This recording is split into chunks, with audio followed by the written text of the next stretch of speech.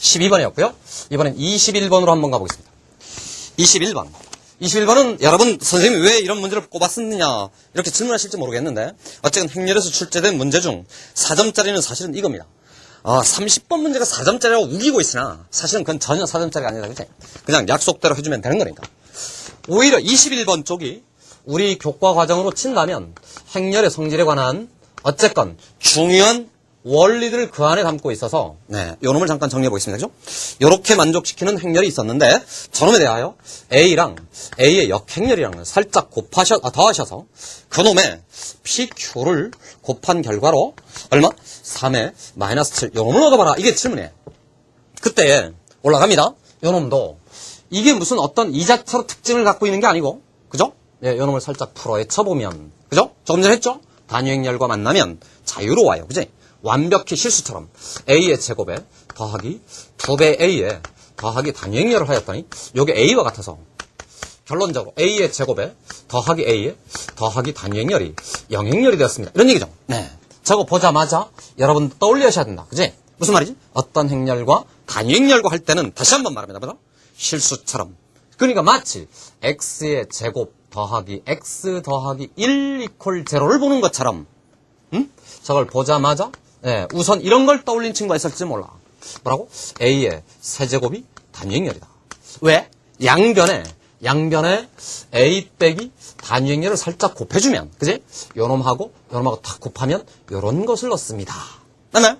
어차피 영행렬은 곱 하나만 하니까 그지? 그래서 A의 세제곱을 먼저 얻은 친구가 있을지 모르겠는데 지금도 그래. 너무 급해. 너무 급하다고 생각이. 그 얻고 나면 그게 뭔데? 그죠? 다시 이상한 길을 또 가야 되는 거거든요. 물론 여기서도 풀 길은 있어요. 어떻게 풀 수 있지? 이렇게. 그러니까 조금 전에 했던 것처럼 A에다가 A의 제곱을 곱하시면 요놈이 단위행렬이라서 맞죠? 어떤 행렬에 곱한 결과로 단위행렬이란 말은 요놈의 자식 자체가 뭐랑 같다고? 역행렬과 같습니다. 이렇게 되죠? 그래서 A의 역행렬이 저기 있으니까 그놈 자리에 A의 제곱을 턱 하고 대입해봤습니다. 이렇게 되겠죠? 그러면 결론적으로 주어진 식은 A 더하기 A의 제곱입니다. 맞나요? 그런데 그럼 그게 뭔데요? 그걸 다시 한번 올라가 봤더니 어디로 갔나요? 여기로 다시. 그럼 결국은 회귀에서 돌아온 거죠. 그죠? A 더하기 A의 제곱은 넘어가서 마이너스 단위행렬입니다. 요렇게를 얻어낸 거다. 이런 얘기지? 요놈식 자책을 정리해서 이렇게 얻어온 친구가 있을 수 있다. 물론 이 친구가 전혀 수학을 못하는 친구가 아니에요. 그죠? 다만 문제 푸는 방법에 문제를 풀어나가는 관점에 너무 조급하고 성급함이 있을 따름인 거지. 자, 다시 씌웁니다. 어쨌든 결론은 똑같은데 여기 단계에서 다시 생각해봐라. 이거. 무슨 소리냐? 문제를 해석해 나가봤더니 항상 이래야 돼. 그지? 주어진 조건이 있을 거 아닙니까? 주어진 조건을 가지고 지 멋대로 막 나가지 말고 제발. 그지? 뭘 해야 되는 거야? 내가 현재 서 있는 위치하고 내가 가고자 하는 목적지, 목표 지점하고를 항상 동시에 생각해야 돼. 그치? 핵심이 그잖아. 그죠? 여기서 여기로 나가봐라. 이거잖아. 그치? 그럼 이것을 향해 가야 되는 거 아니야? 항상. 지 멋대로 막 가버리는 게 아니고. 그죠? 여기서 선생님이 출발을 해서 제주도를 여행하기로 했는데, 그죠? 제주도를 항상 염두에 두면서 해야 될 거 아니야? 그게 걸어가든, 배를 타고 가든, 비행기를 타고 가든, 그치? 근데 이런 거야. 떠나고 싶다!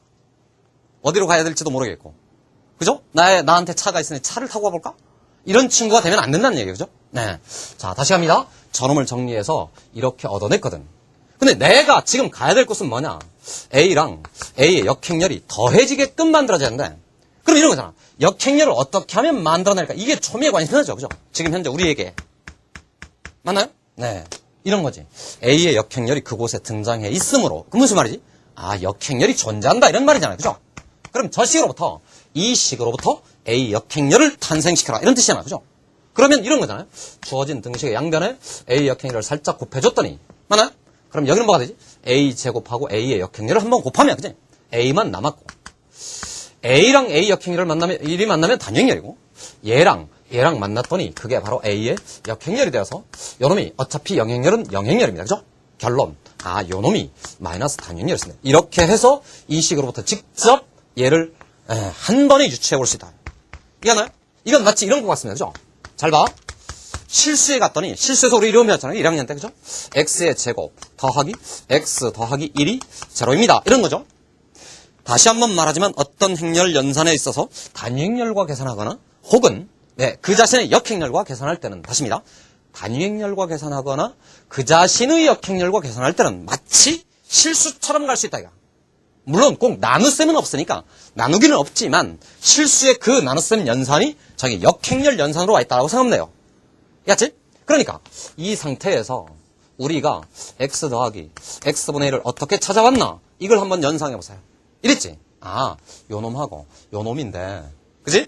x로 나눠주기만 하면 x로 나누면 얘가 되고 x로 나누면 얘가 되는 거니까 아, 그래서 요 놈의 값이 마이너스 1입니다. 이렇게 우리가 1학년 때 얻었었죠. 그죠? 네, 식이 아주 간단한 변형 상태에 지나지 않습니다. 다시 한번 말합니다. 어떤 행렬과 단위 행렬과 역행렬들을 가지고 하는 연산일 때는 이때는 완전히 자유로운 연산이 된다. 즉 실수의 연산과 동일한 맥락에서 추적할 수 있다. 이런 얘기입니다. 됐지? 네. 그래서 요렇게 정돈되었다. 됐죠? 네, 요런 식으로부터 요렇게 유추하고 정돈했다라고 여러분이 생각하시면 됩니다. 됐죠? 21번 문제를 이렇게 해결해봤습니다. 어쨌든 이렇게 해서 행렬의 두 문제를 풀어봤는데요.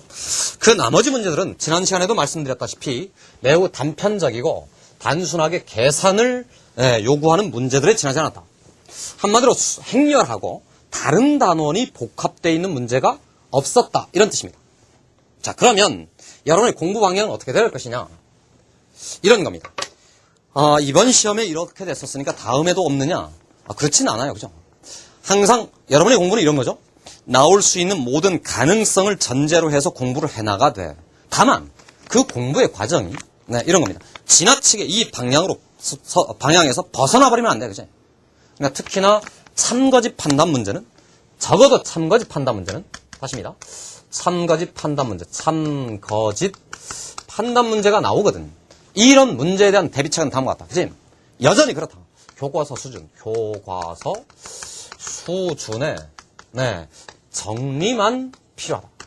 더불어서 논리적인 연습, 논리적 전개가 연습돼야 된다.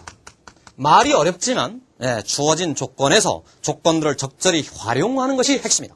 교과서 수준의 정리를 정확하게 챙겨놓는 것이 첫 번째고 그것에 바탕한 논리적인 전개 연습이 매우 중요하다. 더 나아가서 한마디만 더 드리면 이게 연쇄형인 건지 병렬형인 건지 이거에 주목을 해두실 필요가 있고요. 이런 연습이 필요해요. 그지? 그걸 바라보는 눈이 특히나 병렬형일 때는 저놈을 심각하게 고려하지 말 것. 그지? 여기에는 항상 함정이 도사리고 있다. 이렇게 생각해 주시면 되겠습니다. 조금 전에 보셨던 12번 문제에서 니은을 가지고 디귿을 대충 유추해서는 곤란하다. 됐죠? 이런 생각을 가져주시고요.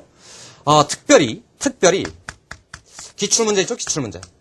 기출문제들에 가보면 주로 행렬의 단원복합형, 단원 복합형, 즉 다른 단원과 연결되어 있는 문제들이 꽤 많습니다. 그러니까 10나에 무슨 도형과 연결되는 문제가 있을 수 있고요. 한편으로는 수학 외적 소재들과 결합된 문제들이 있을 수 있는데 이런 단원 복합형이 됐건 수학 외적 해결력을 요구하는 문제들이 있을 수 있는데 그러니까 내년에도 이런 문제는 출제될 가능성은 있어요. 그러나 그런 문제들은 다 기출문제 바운더리 안에 있다. 저 범위를